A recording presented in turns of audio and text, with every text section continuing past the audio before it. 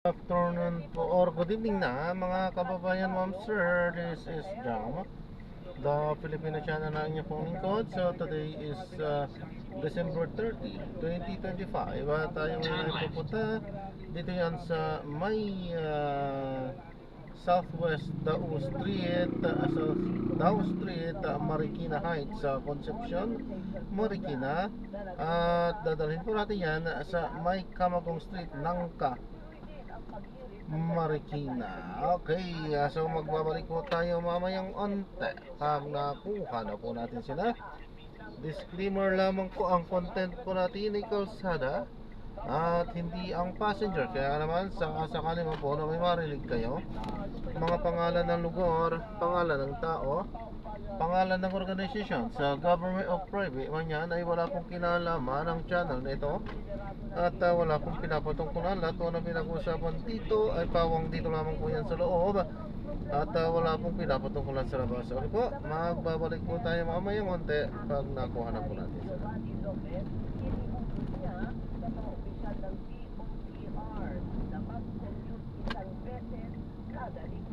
Para maramdaman ang araw-araw na kalbaryo ng mga pasahero. Gusto ko po maramdaman din po ng aking mga kasamahan na hindi totoo ang mga binibigay na iba yung naririnig, yung nasabi, iba rin naman yung nakikita at nararamdaman. Pero di rito bumilib ang ilang grupo. Kung seryoso sila sa ganyan, huwag yung magpapail lang sila ng reflection paper. Wala na tayo sa high school. Pangatawanan nila yung gusto nila talagang maging katulad ng mga commuter. Ngayong taon, sumami pa ang tumangkilik sa mga motorcycle taxi at sa mga ride-hailing service. Naging alternatibo sa sakyan din ang mga e-bike at e-trike. Tuloy naman ang paghahanap ng solusyon ng gobyerno para mas matugunan ang pangangailangan ng publiko. Pinagana na ang ilang dahon train na nakatenga mula pa noong 2014. Inaayos na rin ang ilang footbridge para sa mas mabilis at matiwasay na pagtawid.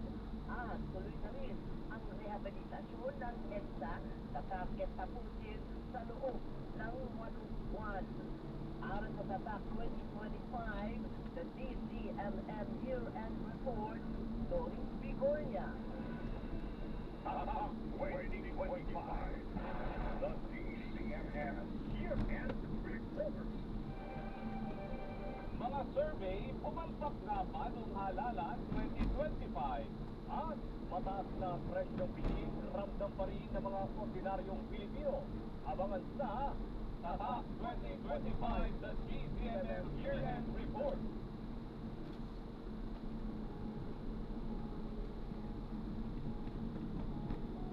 In 80 meters, turn left.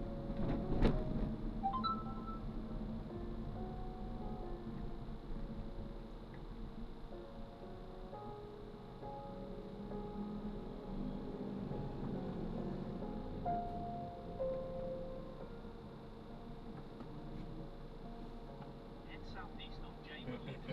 Then in 10 meters, turn left onto Katipunan Street.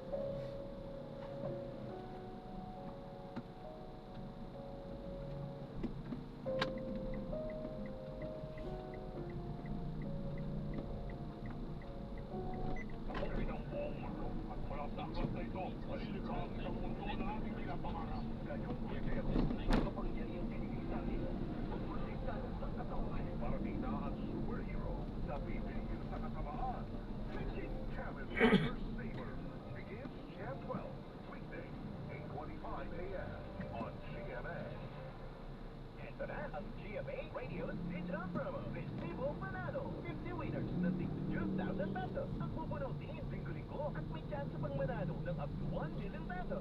Sa Grand Draw, easy lang sumali. 1. Bumili ng Furnish Media product worth 30 pesos at isabit ang resibo. 2. Magpa-register at isabit ang photo o scan copy ng iyong resibo sa GMA Radio Promos and Events official Facebook page. At 3. Hintayin ang raffle group. O diba? Sumali.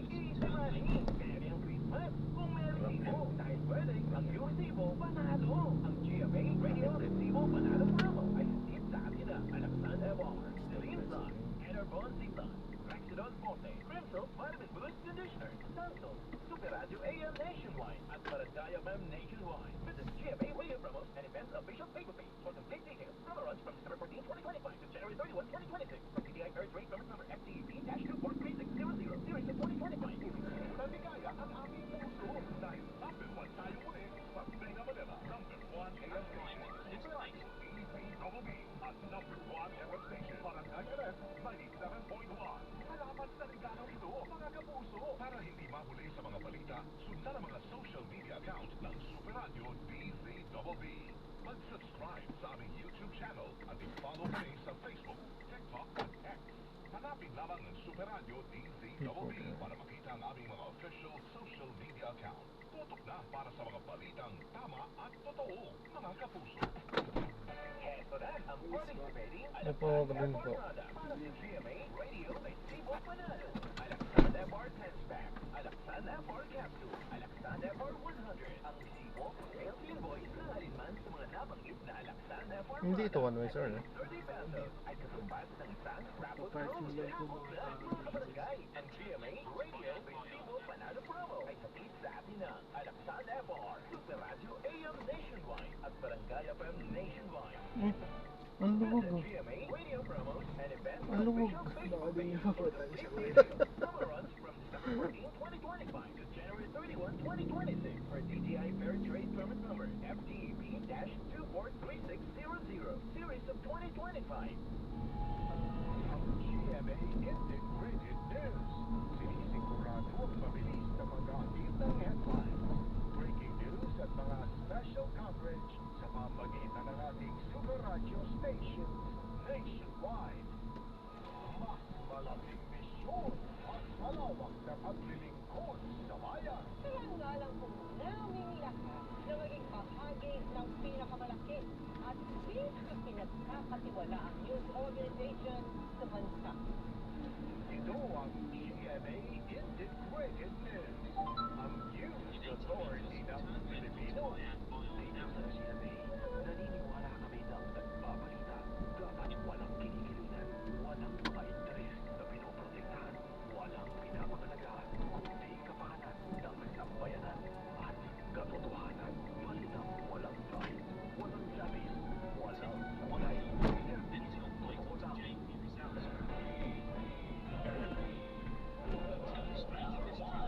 Glenn Huego at Henry Atualan, riding in tandem sa balita. Ano mga pinag-uusapan natin dito? Talagang nakaraan sa MMK sa DZMM. Alas 12:30 ng Asan, huwag natin kalilimutan na ito pong December 31, bukas. Continuation lang po yan. So tuloy-tuloy lang po ang buhay natin ka-riding in tandem, ha. Kung may utang po tayo this December, still need na bayaran po yan. Kailangan pa rin yung bayaran tandem sa Enero. Ganun yung nakatotohanan, eh, di ba? Magsapit nga ng Enero, ang unang pupulaga po sa atin ay yung dagdag singil sa tubig. Oo nga. Tapos ang susunod po yung dagdag toll. Boy, salamat 9585. Oh, bumili ako ng charger. Nakita daw niya ako. Salamat sa'yo. Yan, samantala ka-riding in tandem. Naku, yung basura po namin tandem. Kinakalkal na po ito ng aso at pusa. Hindi na po nahakot. Saan mo ba hindi nyo binangkit? Oo, sayang binagin nyo sana yung... Oo, doon din sa lugar namin, sa San Mateo Tandem. Oo, yung exact. Parang naging madalang yung dating ng mga basurero sa lugar namin. Oo nga, tandem. Ano, yan. So, salamat at ako. Hindi ba ako ka-riding in tandem? Ako, yung limandaan ako ba, may narating na. Sabi ni 0865. Wala. Wala naman yung mararating ko talaga. Tandem, wala na. Hindi na po yan na mag-usapan.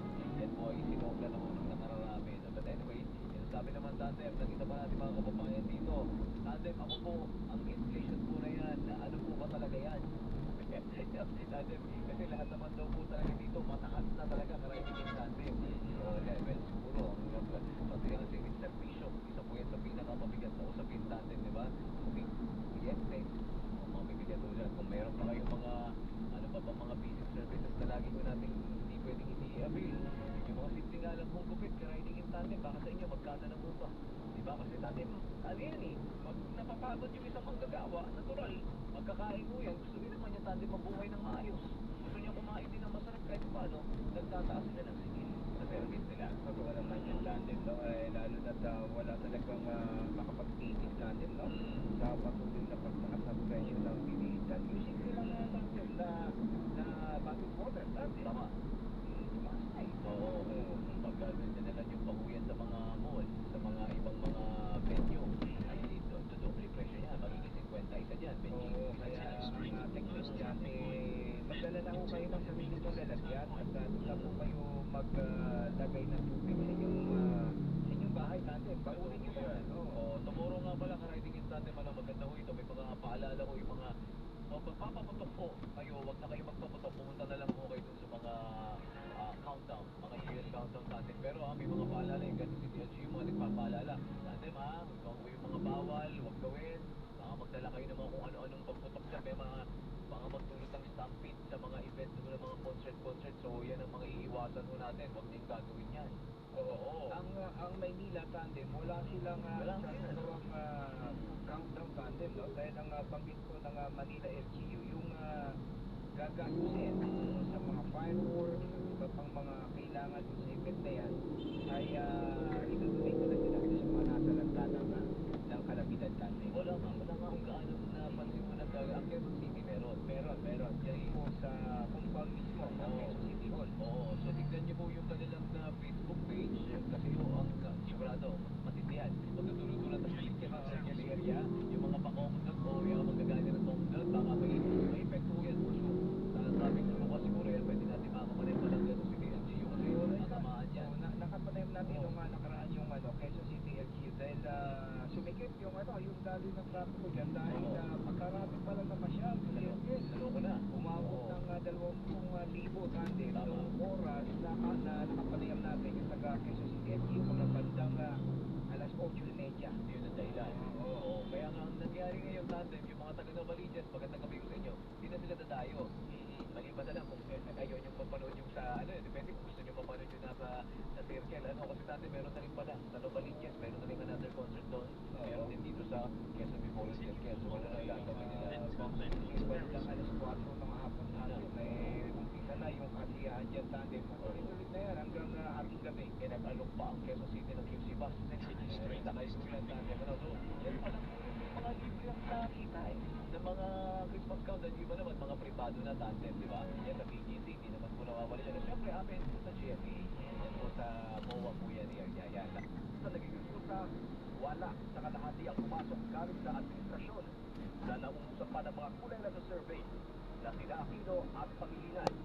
Paliwanag ng mga eksperto sa sablay na survey, Basically, it's also with the very basic at the GPS, the reactivation of the big group, the reactivation of the dirty base. So all of those combined lead towards the result. I think this is the resurgence na of the mainstream, yung talagang oppose not only to the Marcoses but also to the Duterte. In fighting yung split yung call it north, call it south.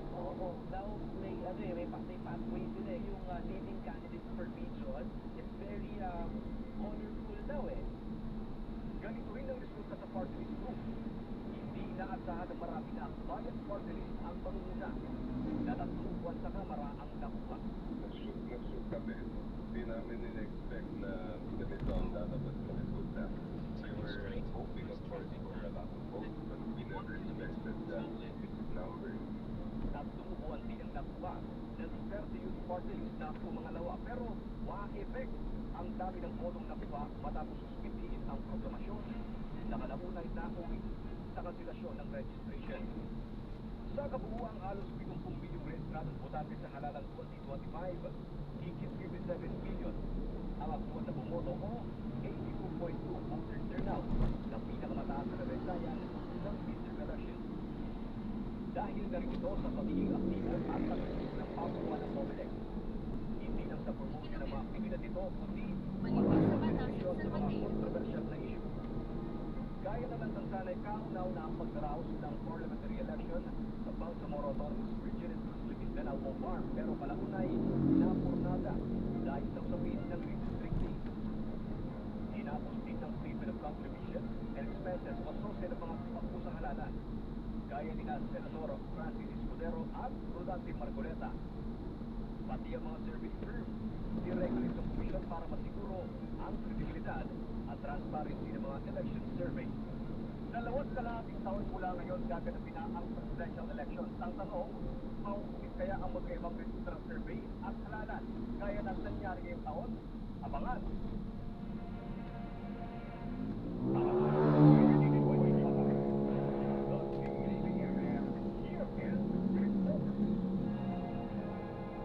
Sa mga kapamilya po natin na nanonood via the Filipino Channel, maraming salamat po sa inyong pagtutok. Mahal na presyo ng mga bilihin, tuloy-tuloy na pagtaas ng presyo ng mga produktong petrolyo. Ilan lang yan sa mga hinain ng mga Pilipino ngayong taon. Sumagdag pa ang pagbagsak ng halaga ng piso. Mga balita tumatak ngayong very 5 hatid. Umabot sa tagal ng taon, dumaig na ang pagkakabit sa mahal na presyo ng mga bilihin. Kaya ang gobyerno nagpatupad ng maximum adjustment to price. Inuna, ang mga imported na bigas na sinundan ng MSRP sa karne ng baboy, sibuyas, at ibang agri-products. At para maibsan ang daing ni Juan de la Cruz, nagbenta ng 20 pesos kada kilo bigas ang gobyerno. Pero limitado lamang sa 10 kilo ang pwede mabili at ilang kilo ang pwede bumili. Napaka-importante na may meron ng bigas, murang bigas sa habang tayo ng bawat pagkakasino, lalo na sa mga below middle class. Talagang tatay mo ito dahil sa aming maliliit na walang kakayahan. Akala sa tipid nila, akala ng 20 pesos ay marami naman yung makakakain. Mataas na presyo ng produktong petrolyo naman ang itinadaing ng mga motorista at mga tsutora. Sunod-sunod ang naging presyo na gumagula sa mahigit 20 pesos ang itinaas sa kada litro ng diesel habang mahigit 18 pesos naman sa gasolina. Sobrang laki po ng tinataas nila, tapos pag nagbababa naman po, sobrang baba. Kaya ang pinili po yung tinataas. Bukod sa mga gulo sa ibang bansa na nakakaapekto sa presyuhan ng puso, nakadagdag pa ang paghina ng halaga Sa ng loob po? piso na inaitala sa record low na 59 pesos and 20 centavos para sa gas. Siyempre, Drop off po, ano po yun? Kaila Pagador po? Pagodor po. Malakas.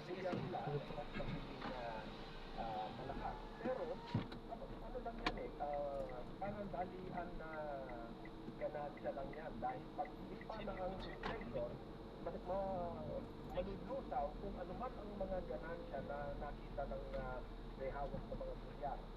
dahil sa taas ng presyo ng mga bilihin, bumagal sa 1.6% ng inflation o ang bilis ng pagtaas ng presyo ng mga bilihin at serbisyo. Nasabi ng gobyerno, pasok pa rin naman sa 2 hanggang 4% ang target nito. Pero bukod sa bilihin, nakapultiin ng paghina ng piso ang pagbabayad ng utang ng Pilipinas.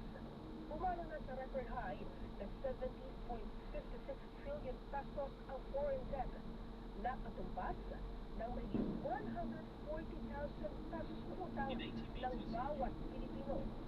Hindi rin abot ang target ng Gross Domestic Product o GDP dahil sa mga sumamang kalamidad. Ayan, so na-drop na natin sila. So maraming salamat po sa panonood hanggang sa muli po. Ingat at God bless. Paalam po muna pansamantala. Tayo ay gagawa na ng ibang video sa ating susunod na mission. Paalam po. Siyak na maganda ang morning walk tuwing Lunes hanggang Biyernes. Bungad ang maiinit na mga balita Bata sa sa ating ito, ng no? Radyo Patrol Balita alas 4. Kasama sina Robert Mano at Steve Brad. Iikot naman sa buong bansa si Johnson Manama para magsilid ng mga napapanahon at rumarasyadang mga ulat sa Ronda Pasada. Alas 5 na madaling araw, makipagpagkulitan at balitaan. Kasama si Alvin El Chico alas 6 ng umaga. Nasasamahan pa ni Doris Picornia ng alas 7:30 ng umaga. Sa Saan Giselle ito? Pilipinas. Pakinggan ang mga napapanahon Ayan. ng Radyo Patrol Balita alas 7. Hindi ko alam yan. Kasama sina Ang Alvin gabi El na, oh. Chico at Doris Picornia. Makipagbalitaktakan sa fresh na tandem ng